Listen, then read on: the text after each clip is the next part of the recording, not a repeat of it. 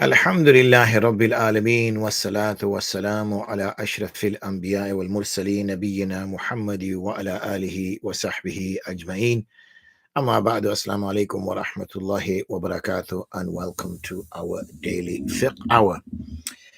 As I said, I've already apologized in advance that there's going to be times where we're going to be a little bit late because obviously there's a lot going on now between iftar time and Taraweeh time. There's less space, there's less time for maneuverability, so trying to squeeze the fiqh hour in is going to be a little bit challenging, but alhamdulillah, we're still doing them. So even if you don't get a chance to watch them live, you get an opportunity to watch them later on when they go on the channel, inshallah. And you also obviously have the chance to ask the questions. Let me just move that out of the way a little bit for you. You can ask the questions on the Markaz al-Iftar wal-Qadha channels as well, in case you don't get a chance to come live. Okay, so where should we start? Well, today's theme is does science contradict Islam? So what we find, for example, generally speaking, whenever the scientists who speak, or those scientists that speak of religion being redundant, they're primarily speaking from a perspective of looking at Christianity. That's the first thing. And secondly, what they look at is those that are Muslims tend not to have any understanding of Islam. So that's why. So it's already slightly flawed in the assessment. We know, for example, times gone by, there was many things that weren't understood, and therefore it had to be left to the knowledge of Allah.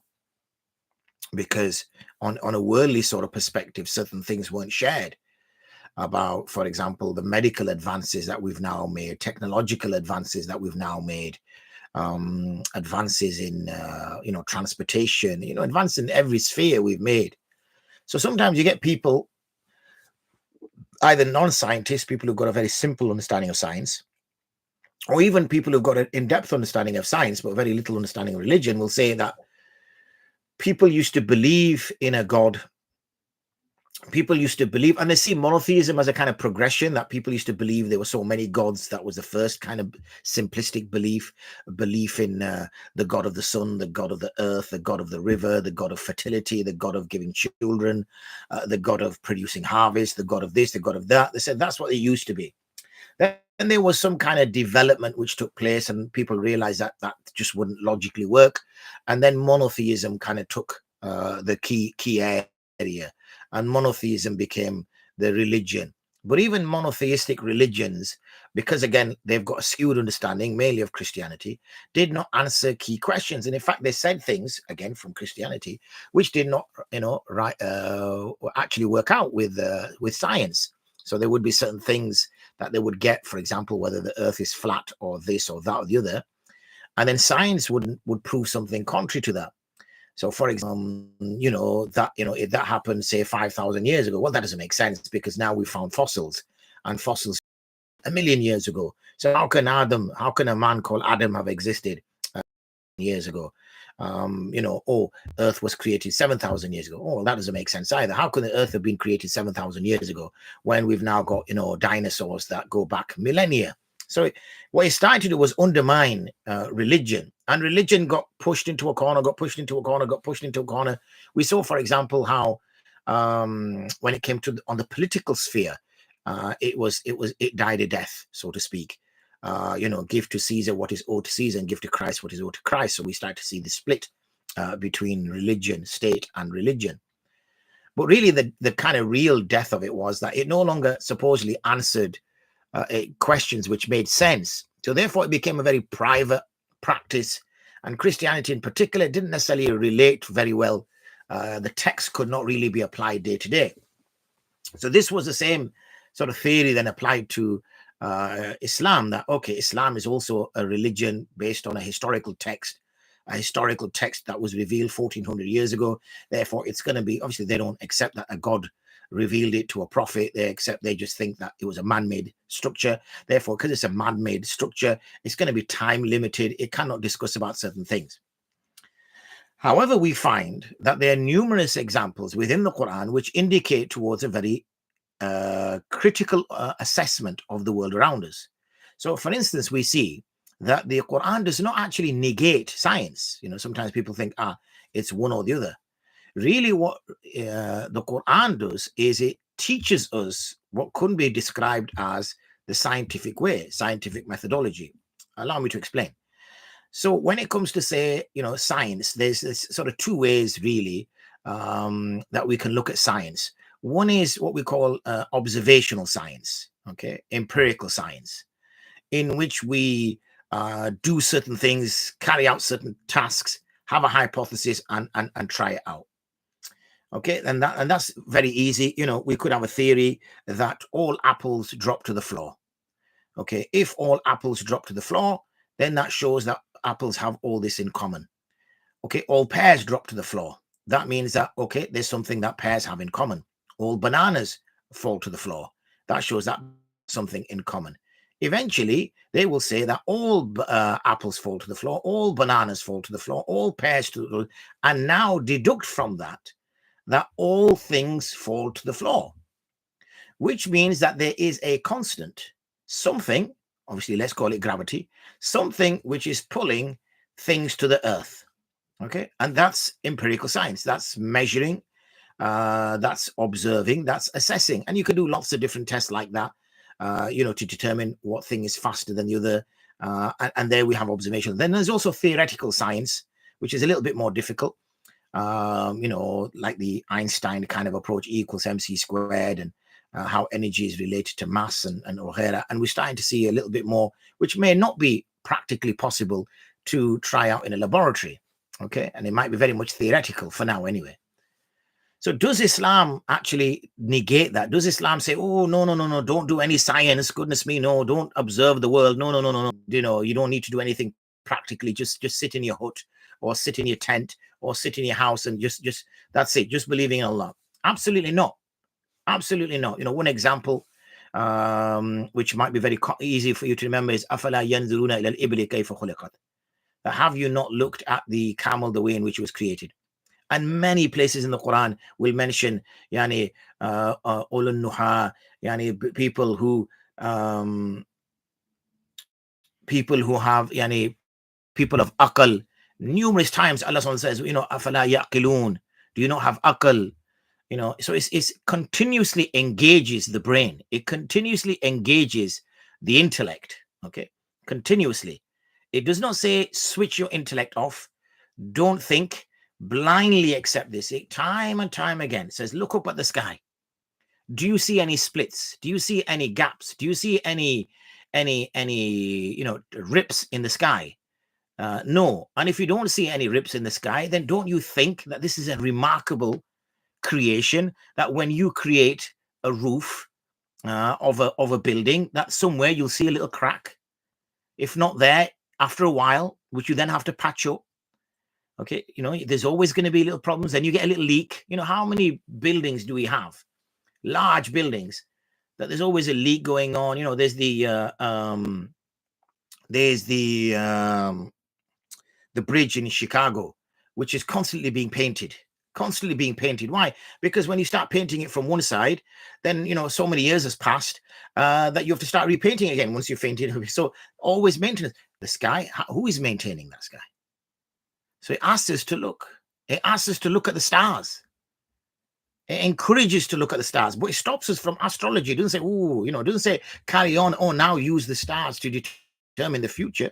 Absolutely not. It says you cannot use the stars to determine the future. Only Allah knows the future. So don't get too carried away with your science that you start to see in things which there's nothing really there. So it stops pseudoscience. It doesn't say, carry on, blindly and just guessing and formulating. It tells us to look at creatures. It tells us to look at our own body. It says there's signs inside your own body. So what are we looking for inside our body? We look at the heart, we look at the kidneys, we look at the lungs, we look at the intestines, and we see that, there's that discussion where you can actually stretch your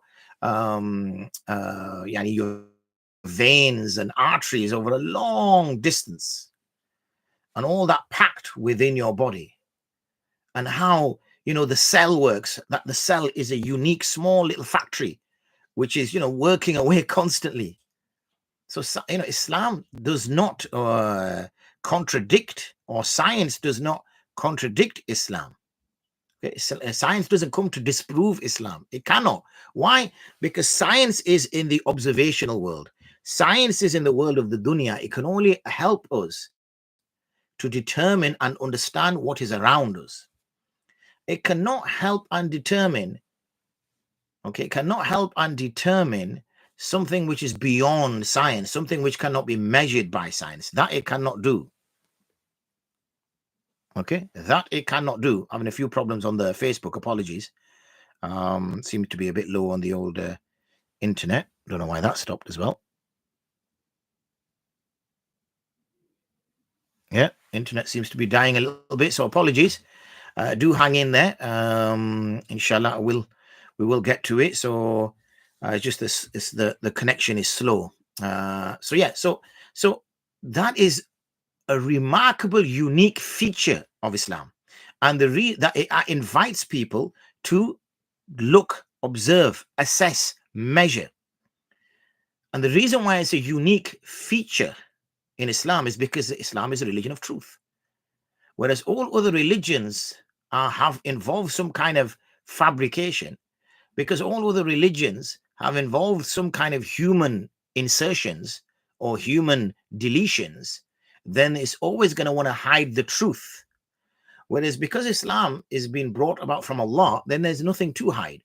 So where he talks about two seas meeting and not mixing, where he talks about the depths of the oceans, where in the depths of the ocean it's so dark that nothing can see, it's that dark unless it has its own light.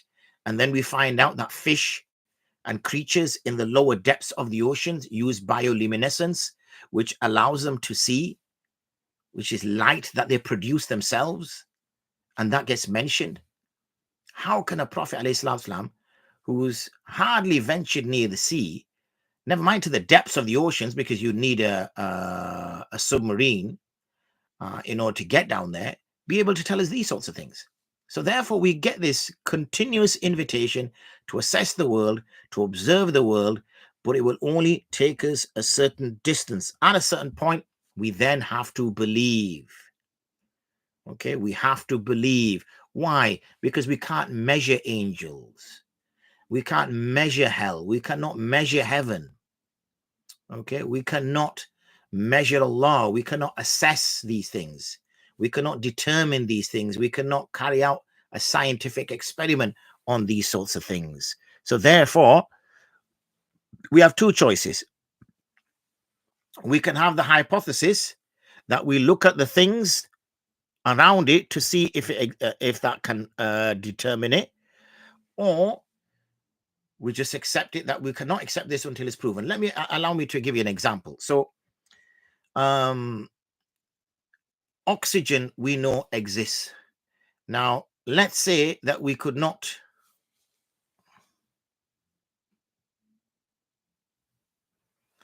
oxygen exists. Let's say we could not measure oxygen. We didn't have a method to measure oxygen.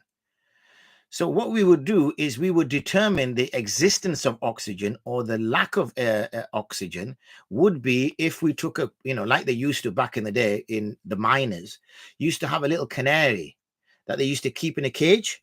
And if, for example, the oxygen level was dropping, then the canary would die. And if the canary died, they know that, okay, there's not enough oxygen here, let's go. Now they, in those days, could not measure oxygen.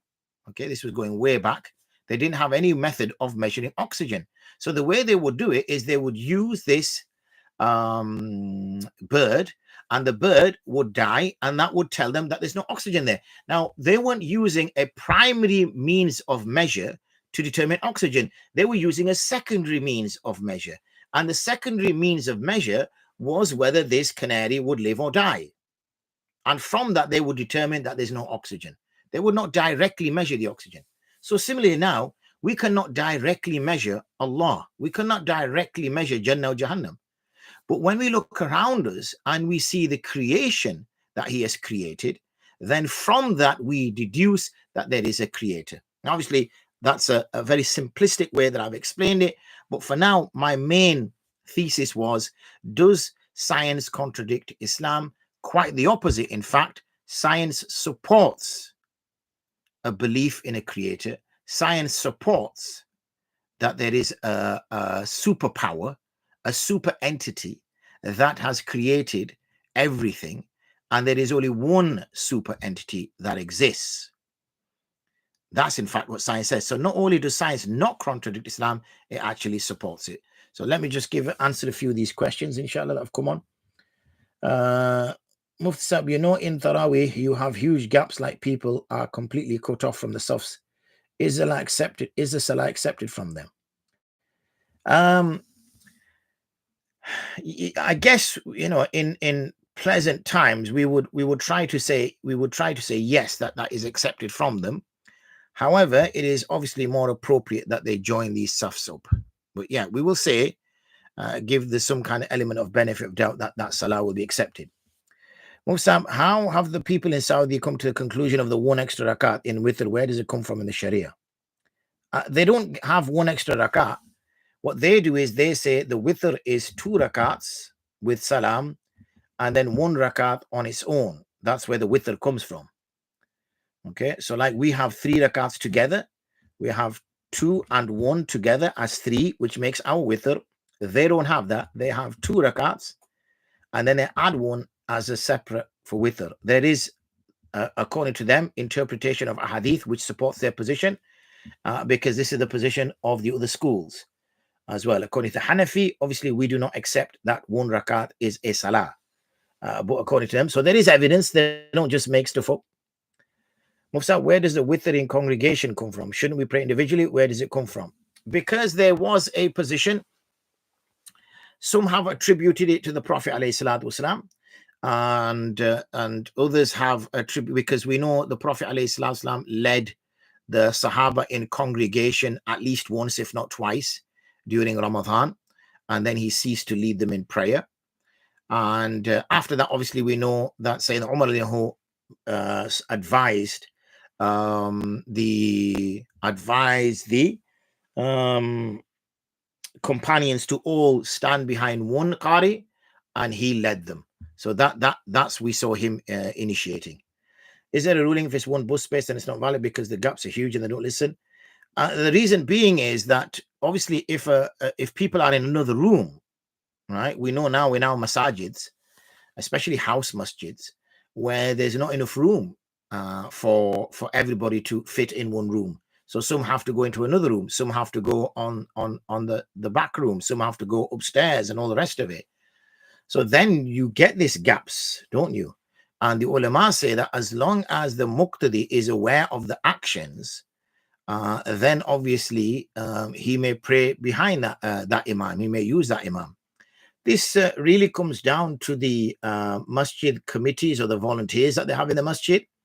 So basically the masjid would give instructions at the beginning, and as soon as the gaps would form, there should be volunteers on each saf, and all they do is they move people along. Literally, you have to say, brother, move forward, brother, move forward, brother, move forward.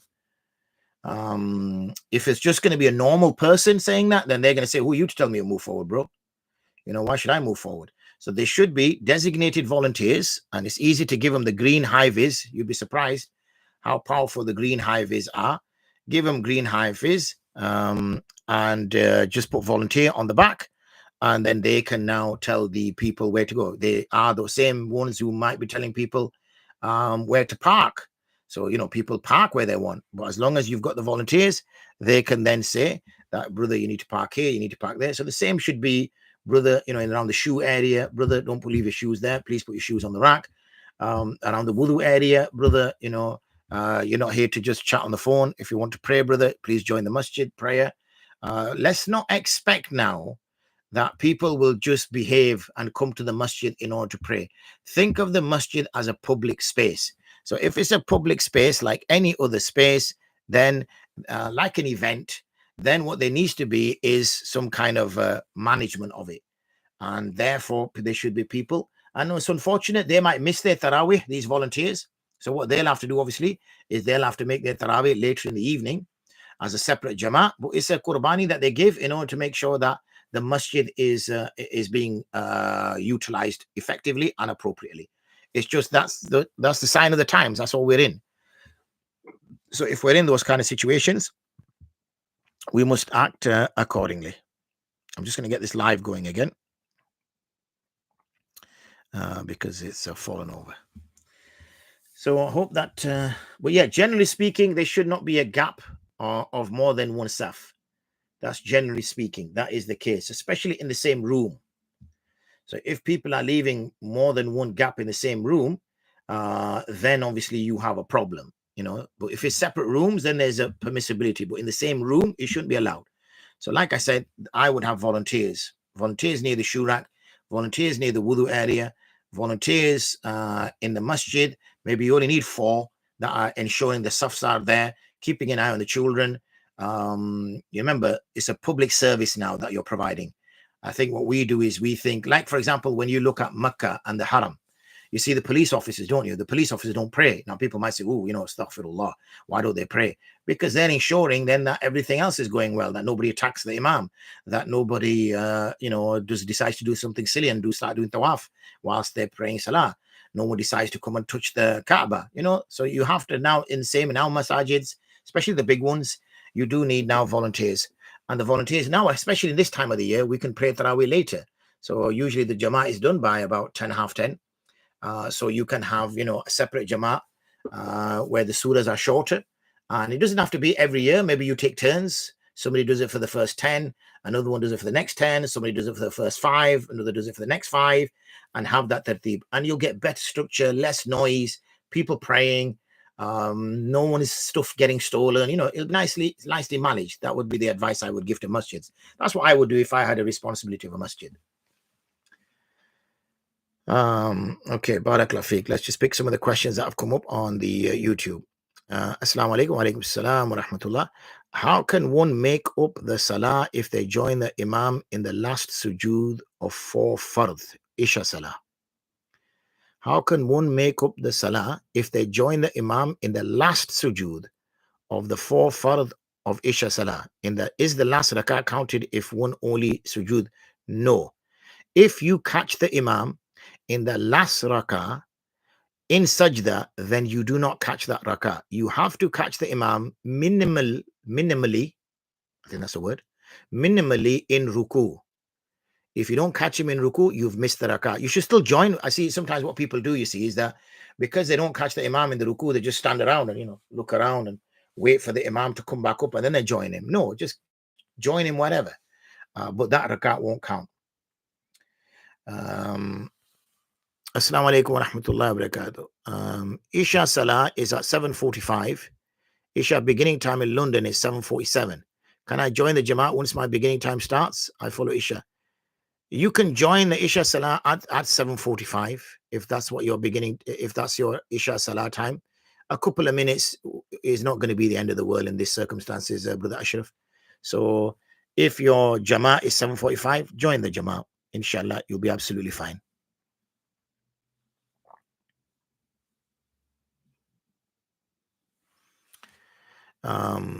If 1 rak'ah Taraweeh is missed and only 1 rak'ah is done with the imam, should we make up the missed rak'ah? Yes. Obviously, if you catch the imam in 2nd rak'ah, which is your first, then when he's finishing, you can stand up and quickly do yours, and then you can catch him in the next one, unless obviously it's you've met the Taraweeh, yani you've done 2 sets of 2 and the imam is waiting anyway, then you got no problem because he waits for at least a minute or 2. So you'll do your 2nd rak'ah in that minute or 2. But if it's the first set of 2 where he's going to stand up immediately, you can still quickly get it in Surah Ikhlas, Surah Fil, Surah Falak, Surah Nas, Fatofat, as they say, and you'll be there. Also, what's the procedure for Kaffarah? I.e., if I've broken many fasts in my life, do I do 1 Kaffarah of 60 consecutive fasts for all the fasts broken, or 1 Kaffarah per fast broken? You will do 1 Kaffarah for all the fasts that you have broken. Remember, it is fasts that you have broken, which means that you made niyyah, you started the fast, and then you broke it.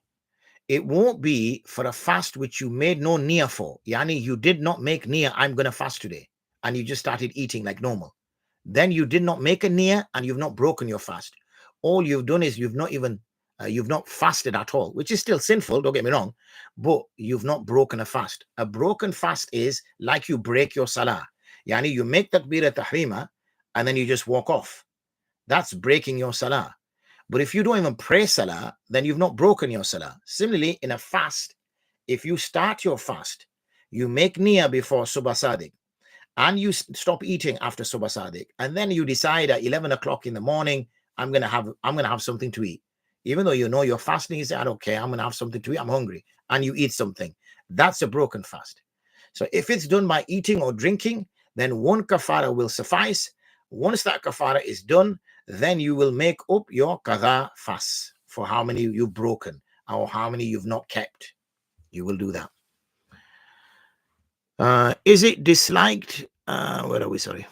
Is it disliked to pay zakat to people abroad? Is it preferable to pay in the country you live in? Yes, that is the collective sound view, that you collect zakat in a locality and you distribute it in that locality. So it should start in your particular city. So whatever city you are in, Utrecht, whatever city it is, you will collect your zakat and you will have it distributed in that city. If you find that there's nobody who is has the capacity or the criteria to accept zakat in your city, then you can go to your district. And if there's nobody within your district, you can go to the districts nearby. And if there's none that, then you can go across your whole country. And if you find there's nobody across your whole country, then you can go to neighboring countries. But if you find that you have a relative abroad, a country that you have some historical connection with, okay, then, you can, and they are either family or extended family, then you can send it to them as well, because they have a tie of kinship to you, as well as the issue of zakat. If we have a date for zakat, can we pay before our date? You should have a date for zakat, not if you have a date for zakat. You should have a date for zakat. It is called your anniversary date, and it's the date upon which nisab was triggered, and that date should be written with you. It is an Islamic date, not the Gregorian date. And every time that date comes around, you are supposed to take an assessment of your wealth. And once you take an assessment of your wealth, you give 2.5% of that. Okay. That is what you are supposed to do. And therefore, you can give before that date. Absolutely. Because you're going to assume what you're going to have. So let's just say your zakat day is the 27th of Ramadan. And now we're on whatever we're on. We're on the 9th fast we've kept today, and now is the 10th night for the 10th fast tomorrow. So you still got another 17 days before the 27th. But it so happens somebody in your local area is in extreme difficulty. A woman, unfortunately, suffered abuse at the hands of her husband, and she's had to move out with nothing. She's left everything behind. She cannot get access to anything. Her husband will not give her anything, and she's now struggling. So, and you can say, right, I need to give my zakat in 70 days' time. But this sister, unfortunately, she needs something right now. So you can calculate what zakat you would give in 17 days' time. So you might work out, I need to give 1,000 euros.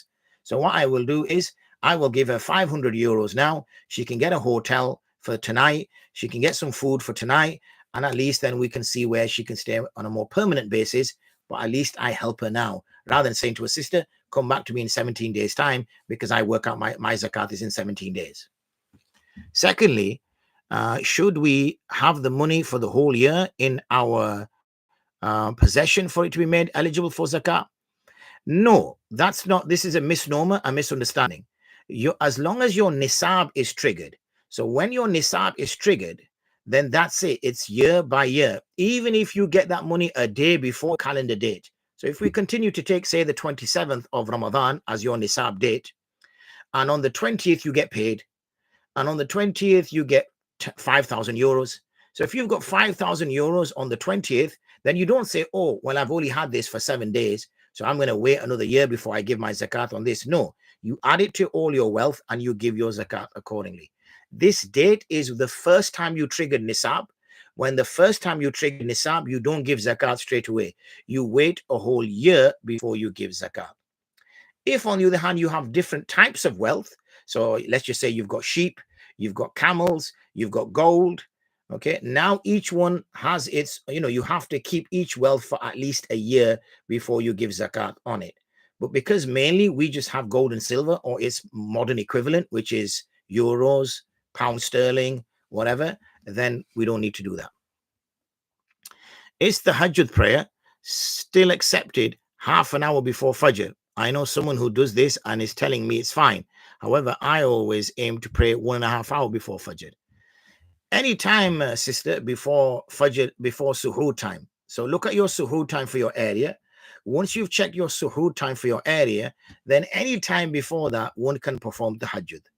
It doesn't necessarily have to be half an hour or an hour. And obviously, because people are fasting, they might be performing Taraweeh till late. So they might be going to sleep at 11, half 11, 12. And the suhoor start time, the suhoor end time might be about 4 a.m. or 3:30 a.m. Now, obviously, they've got a very small window, haven't they, between 11 and 3:30. And they want to get some sleep as well. So it's easier to go to sleep, wake up half an hour, 45 minutes, an hour before end of suhoor time, pray your tahajjud, make your suhoor, and then there's plenty of time now to recite some Quran, waiting for fajr time to come in. Once the fajr time comes in, you can pray your fajr, and that's it. You can go to sleep. Example, if one has £1,000 on the 1st of Ramadan, and next year, 1st of Ramadan, he has £5,000, should he pay zakah on 1,000 or 5,000? On 5,000. Assalamu alaikum wa rahmatullahi wa barakatuh, Iman. Nice to hear that you're here, mashallah.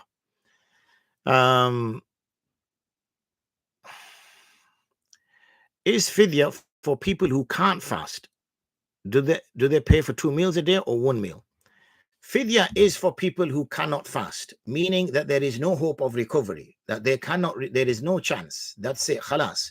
They are, as the books of fiqh describe them, as ash-shaykhul fani, that they are on a slippery road and things are going to get worse. It's never going to get better.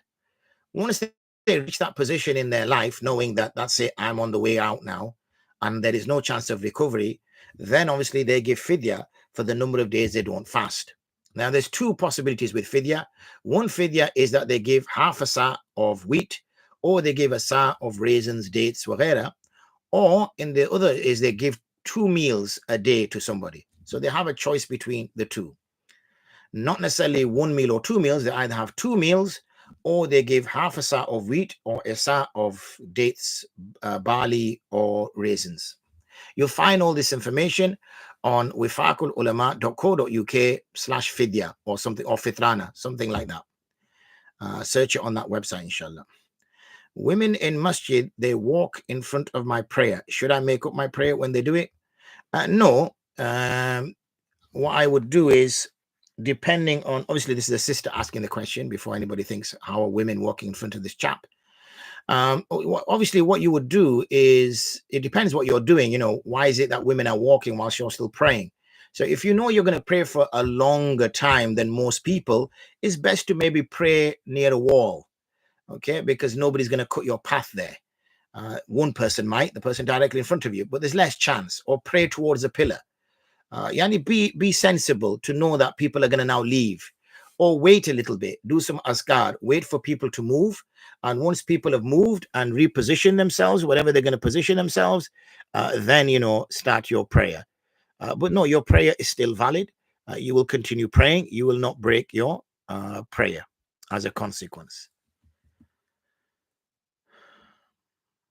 To follow my question about Isha Salah, then after joining the imam in the last sujood, then we should get up and read the whole 4 rakats. Is this correct? Yes, absolutely correct. And you will be starting as though you're starting from number 1. So as soon as you stand up, Thana, Ta'awuz, Tasmiyah, Surah Al-Fatiha, Surah number 1 done, number 2 done, number 3 done, number 4 done. Okay. The mustache, can sometimes shave it with a blade.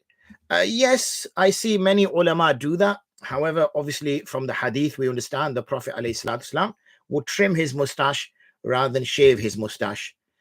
So that is the preferred position. But there is scope for permissibility with regards to shaving it.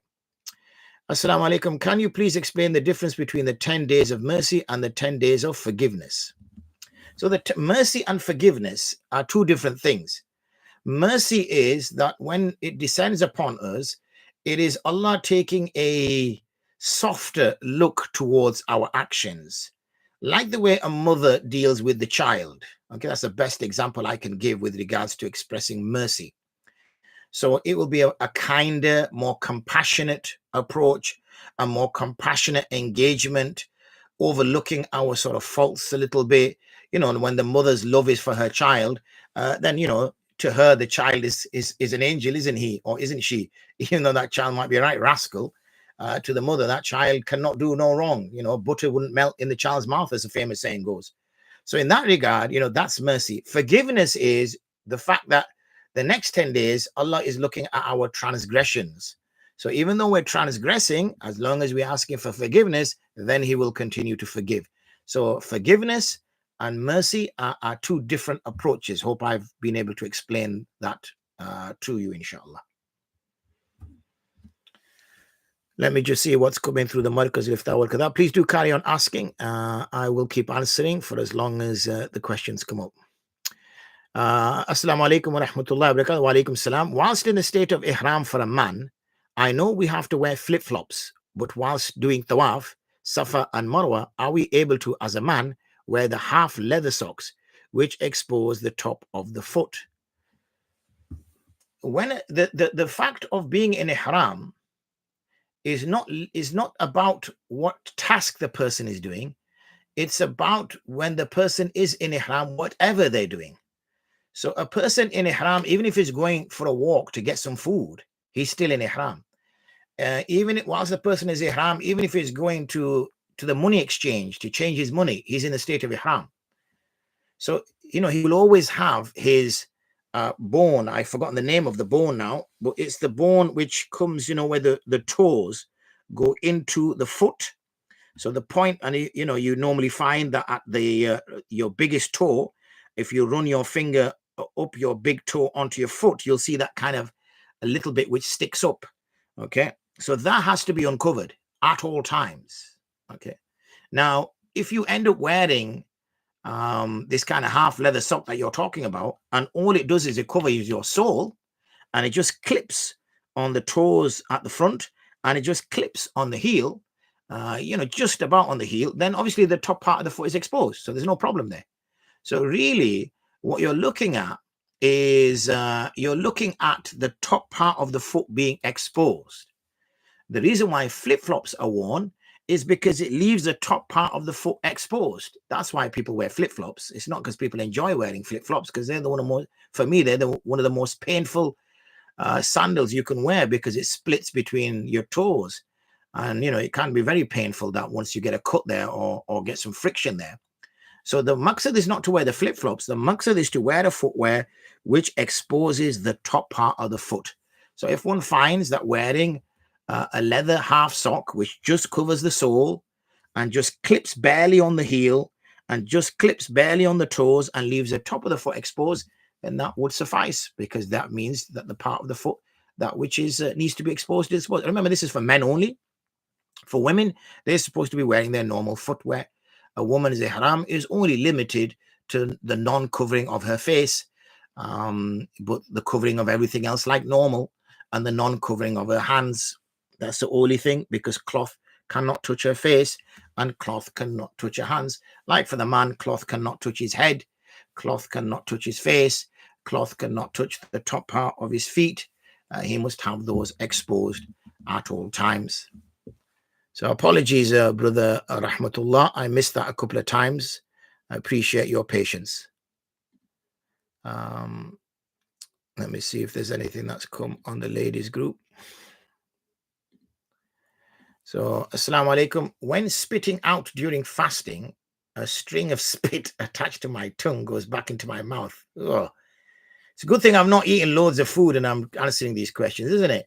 After it has come out of my mouth, is it necessary to spit out again? Why would you be spitting out in the first place? Not a good idea to be spitting out when you're fasting, unless obviously you've got some phlegm or something that's coming to your mouth, which is adding to the excitement of this. No, that's not the case. But again, if you know, I would not spit. I don't know what you're spitting into, but the best thing to spit into, it's not hygienic to spit into anything, is to spit into a tissue. and I won't spit into a tissue. I would just allow the saliva to sort of fall out of my mouth into the tissue, and then just wipe your mouth and chuck it in the bin. There's no need to, because it's unhygienic. The excused amount of najasa on one's clothes or body, is it 5 centimeters or 2.75 centimeters? The best way to understand it is usually it's a diameter. So the way is, the new 50, around the 50 pence piece, okay? For UK people anyway, 50 pence piece, which is about 2.75 centimeters squared, approximately.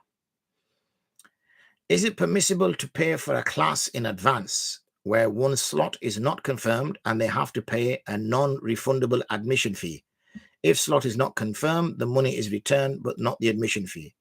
Yes, there's nothing wrong in that, because the admission fee is the charge for the administrative task of going through the process of admitting the student or dealing with the student's application, which may require a staff member that has to do that. And then obviously, depending on the availability of that class, then they may say to you, yes, we can get you onto this class because we don't have that many students applying. So therefore, you can get onto this and it's going to cost you X amount. So yes, that's absolutely fine. So that's them done. Back to this. Jazakallah khair for answering. Barakallah fiqh. Should acts of ibadah differ in each ashara? Taking that understanding that we just spoke about, I guess so. Our focus can change because these next 10 days, where we can, as we get close to the next 10 days, we need to start obviously asking forgiveness from Allah. So yeah, I would say, I can't recall if there's any narrations which support that position, but I don't know if there's any narrations which support that, but kind of common sense wise, that would make sense to do so. Absolutely. What is your opinion on strategic charity, specifically regarding allocating funds to both charitable organizations and strategic entities such as political organizations, media outlets, and educational institutes could provide potential long-term benefits for Muslims? Yeah, absolutely. We should be giving charity in numerous guises. We shouldn't just be giving charity to meet the immediate needs of people. That's generally what zakat is for.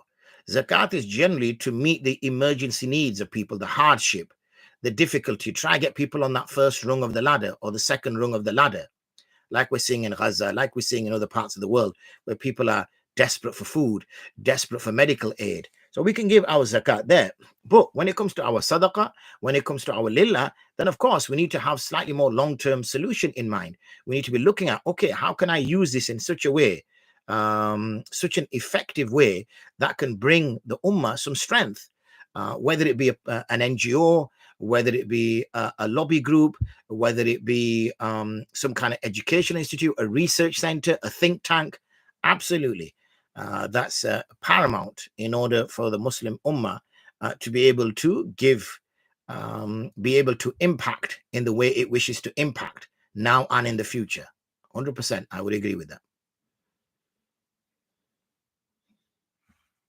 So let me give a few minutes for some lastminute.com questions.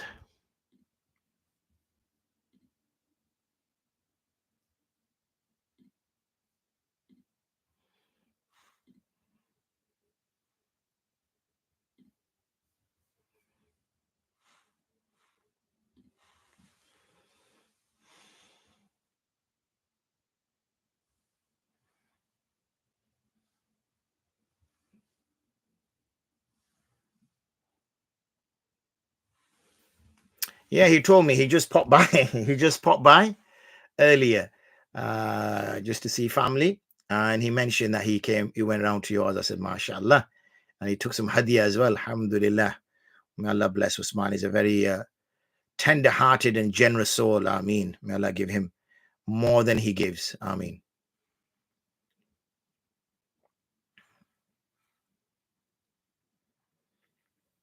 Okay, I'll give you a last minute, inshallah, before we shut the shop for today.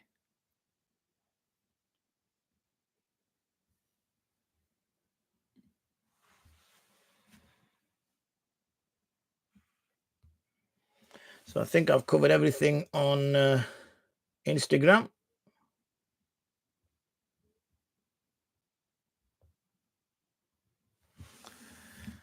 I think I've got everything on the YouTube.